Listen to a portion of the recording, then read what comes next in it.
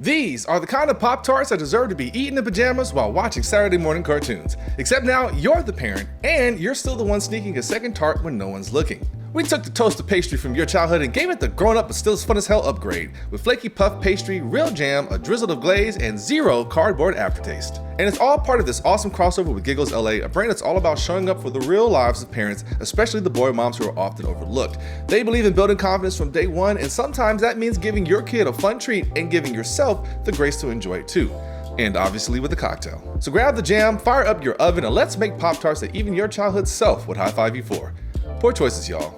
Here's what we're gonna need. We're gonna need some puff pastry sheets or store-bought pie dough, your favorite thick jam, I'm using strawberry here, some cream cheese, an egg, powdered sugar, vanilla extract, milk or cream, and some sprinkles. I used puff pastry for this because the store was out of pie dough, and honestly, it worked pretty great. The sheets I grabbed were already cut into perfect rectangles, which made this even easier to do. And if you're wondering what the difference is, pie dough will give you that classic Pop-Tart feel. It's more dense, it's crumbly, it's buttery, and puff pastry, that stuff bakes up flaky and golden with all those layers. It really puffs up. It feels more like a fancy toaster strudel, and I'm not mad at that. If you're cutting your own dough, just aim for rectangles about 4 by 5 inches, and that gives you a good balance of crisp edges and enough space for filling without it leaking out.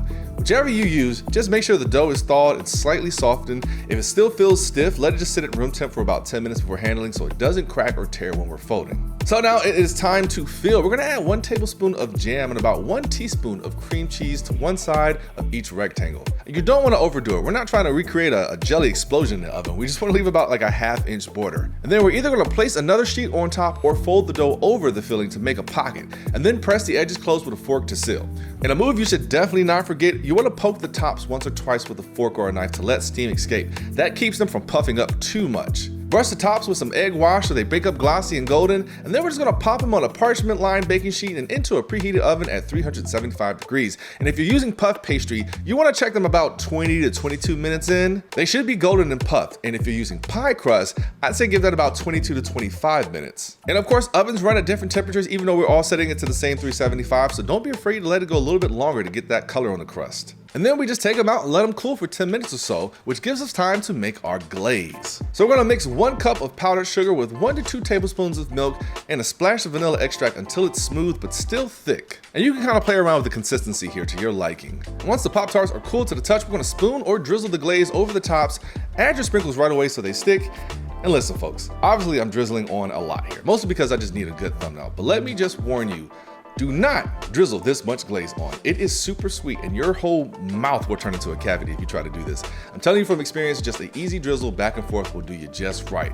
Last thing I want is to set you all up for failure and you come back here complaining about how sweet this was. Plus our filling has a lot of sweetness in it depending on which brands you're using, so we just don't want to overdo it. And that's it, homemade Pop-Tarts that taste like dessert, and breakfast got together and had a really flaky baby. These are a hit with the kids and you can freeze the extras, you can toast them up later or pack them for road trip snacks. But if you're an adult and you want to elevate this experience, here's a few upgrades. You can swap the jam for fig preserves and the cream cheese for mascarpone. You can use lemon curd with a ricotta filling and a lemon glaze, or go full grown up and make this a savory version with some pizza sauce, mozzarella, and pepperoni aside. Skip the whole glaze and just brush with garlic butter instead. So there it is, kid-friendly, freezer-friendly, and way better than anything in a silver foil pouch. You made breakfast dessert or dessert breakfast. Either way, you win, and now you deserve a drink. So let's pair these sweet treats with a cocktail no matter what your liquor shelf looks like. Head on over to the adult table with me. Are you a whiskey person? Well, maybe a strawberry bourbon smash is your style. That's 2 ounces of bourbon, 3 to 4 fresh strawberries, 1/2 ounce of lemon juice, and 1/2 ounce of simple syrup. You just want to muddle the strawberries and mint, shake everything with ice, and strain into a rocks glass over some fresh ice.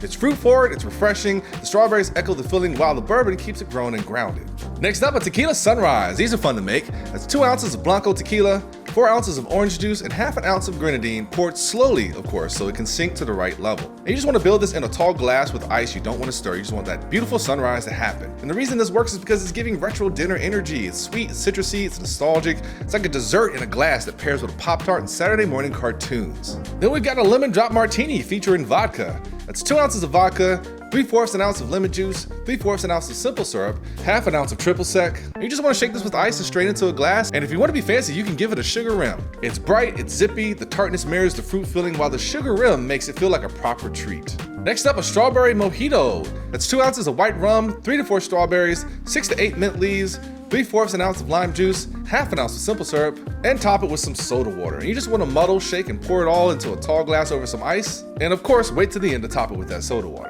The reason this works really well is because the mint cools things down. The strawberry keeps it sweet. It's a refreshingly breezy pairing for the flaky tart. Gin is in the house. We got a Clover Club. That's 2 ounces of gin, 3/4 ounce of lemon juice, 1/2 ounce of raspberry syrup or grenadine. You know I'm already going with the grenadine since I have it. And an optional egg white. And if you are going to include the egg white, you want to do a dry shake, which just means put everything into the shaker with no ice, give it a shake, and then put some ice in there, shake for just a little bit of time, and then strain it into a glass. And lastly, we're coming back to the sidecar. We've got 2 ounces of cognac, 3/4 ounce of triple sec, 3/4 ounce of lemon juice. And we're just gonna shake this with some ice and strain it into a glass with a sugar rim. This one's citrusy and it's sophisticated. It's like a grown-up fruit tart in a cocktail form. It hits the same notes as the Pop-Tart, but with extra class. So there you have it, 6 cocktails to make this Pop-Tart pop. And thank you again to Giggles LA for this partnership. It's been a fun 3-video series. I'm looking forward to doing some more. And if anybody out there wants to see some more kid-friendly recipes, let me know. I actually had a good time researching and looking these up, as well as tasting them. And hey, this is Poor Choices Kitchen. We have a Patreon link down in the description. $1 a month is all we ask for to pay for recipes in these here inflated times. So drop $1 if you can, would really appreciate it. Otherwise, I'll see you all back here next time. Peace.